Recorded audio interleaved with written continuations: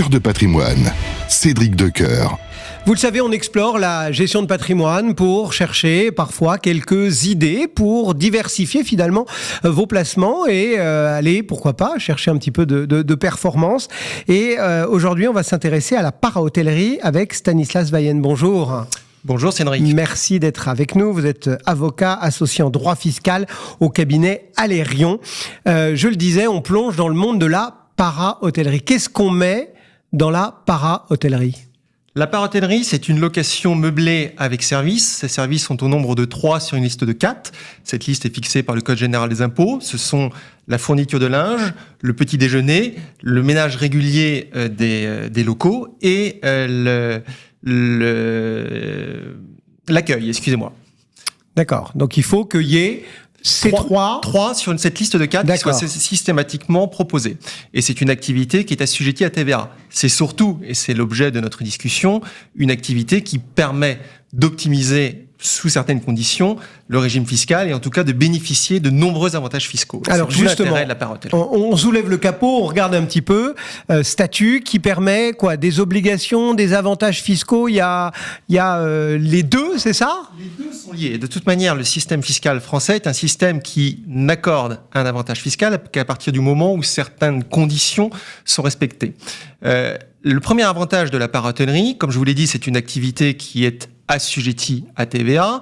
Ça signifie, puisque souvent ce sont des personnes qui achètent un immeuble neuf, donc un immeuble qui leur est vendu en TVA, ou des personnes qui vont réaliser d'importants travaux pour remettre à neuf cet immeuble. Et donc la TVA, qui est une TVA dans ces conditions à 20%, est une TVA qui est récupérable.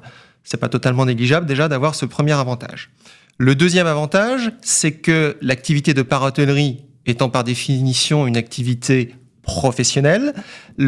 Après, il y a différentes façons de l'organiser. L'immeuble qui est affecté à cette activité est un immeuble qui va être hors champ de l'IFI. C'est même pas un problème d'exonération, il est hors champ. C'est un bien professionnel. C'est un bien professionnel, exactement. Et il y a ensuite différentes façons de le structurer, des façons qui sont plus efficaces que d'autres, mais en tout cas, il est hors champ.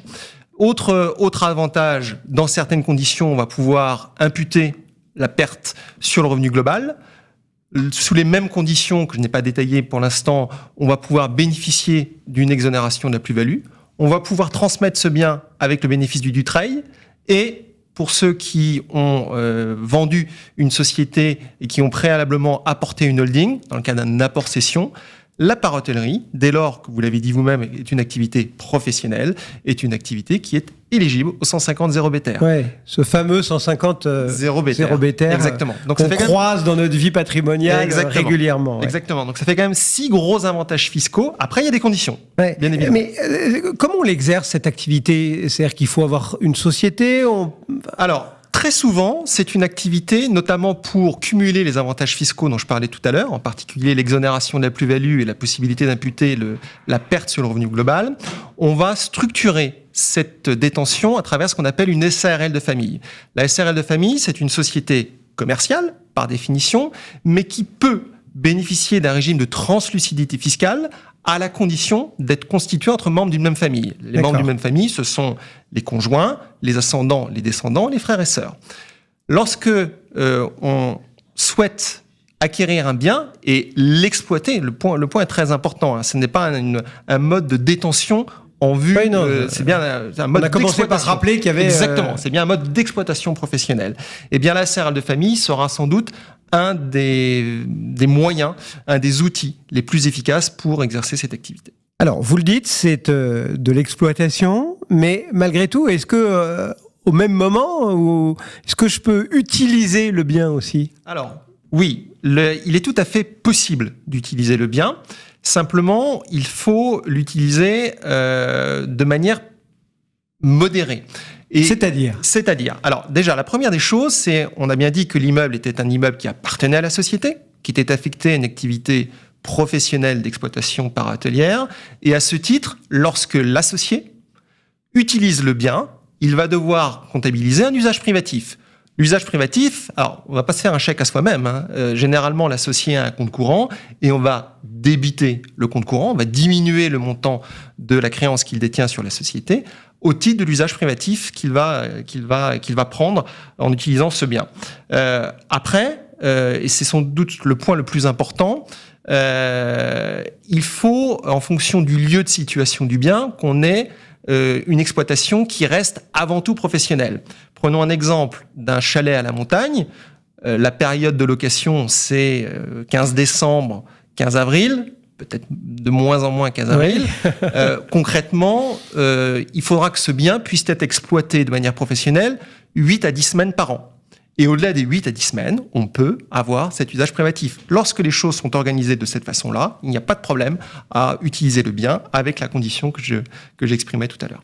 Alors, on a vu pas mal d'obligations. Est-ce que, pour terminer, on peut peut-être donner quelques conseils pour ceux qui se diraient, en vous écoutant, bah tiens, on pourrait effectivement prendre un chalet au ski. Voilà. Bon, qu'est-ce qu'on peut leur donner? Quelques conseils clés comme ça, quelques marches à suivre pour optimiser la situation fiscale, mais surtout, j'ai envie de dire, éviter les pièges, pas tomber, pas mettre les pieds là où il fallait pas les mettre. Alors déjà, le premier point, et c'est à chaque fois ce que je dis à mes clients lorsqu'on parle de ce régime, la première des questions, c'est est-ce qu'on est d'accord pour que le bien soit utilisé par des tiers?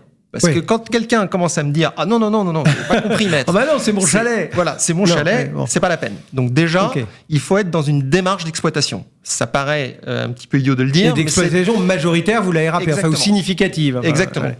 Donc ça, c'est le premier point. Ensuite, la structuration. Qu'est-ce que l'on veut? Est-ce qu'on veut une société soumise à l'IS? Elle va offrir certains avantages, mais pas que des avantages. Est-ce qu'on veut le maximum d'avantages, notamment une éventuelle exonération de la plus-value en cas de cession? À ce moment-là, on va décider quelle forme sociale est la plus adaptée et éventuellement la SRL de famille. Le point le plus important pour éviter de mauvaises surprises d'un point de vue fiscal, c'est d'être en mesure de démontrer son implication dans la gestion. C'est-à-dire qu'à partir du moment où le bien est affecté à cette activité de para-hôtellerie, prenons le cas d'une SRL de famille, moi, il est très important que je puisse démontrer que le mandataire social a un rôle de chef d'orchestre. Dit autrement, on évite les produits clés en main dans lesquels un promoteur vous dit non, pas de problème, j'ai un gestionnaire qui va vous donner, si à la fin du mois vous recevez simplement un montant des loyers moins le coût du gestionnaire, le caractère professionnel de l'activité, il n'est pas évident. Non. Vous allez avoir des avantages. Les avantages que vous allez avoir, c'est effectivement la récupération de la TVA et la récupération, l'exonération IFI. Ça oui. Mais les autres avantages dont je parlais, on va les perdre. Donc, si on veut vraiment faire les choses bien, on s'implique dans la gestion. C'est un peu comme quand on parle de ligne animatrice, il faut vraiment que... C'est exactement ça. C'est exactement ça. Par exemple, mis un peu les doigts dans le cambouis, quoi. C'est exactement ça. Si je prends un élément très concret, ce que je dis souvent, moi, à mes clients, c'est préparer, organiser un site Internet qui va présenter le bien. Et il est important que ce site Internet ait une rubrique réservation. Et que cette réservation soit animée avec une ligne dédiée que vous allez gérer. Et en cas de contrôle ou de questionnement de l'administration fiscale, vous allez pouvoir produire tous les mails, tous les échanges qui montrent bien votre implication et votre rôle de chef d'orchestre. Et ben voilà, on en sait un petit peu plus sur cette para-hôtellerie et les avantages ou les pièges ne faut pas, les choses trappes dans lesquelles il ne faut pas mettre les pieds. Merci beaucoup Stanislas Vayen, donc d'être venu nous voir pour le cabinet Allérion. À très bientôt. Avec grand plaisir. Cœur de patrimoine, Cédric Decoeur.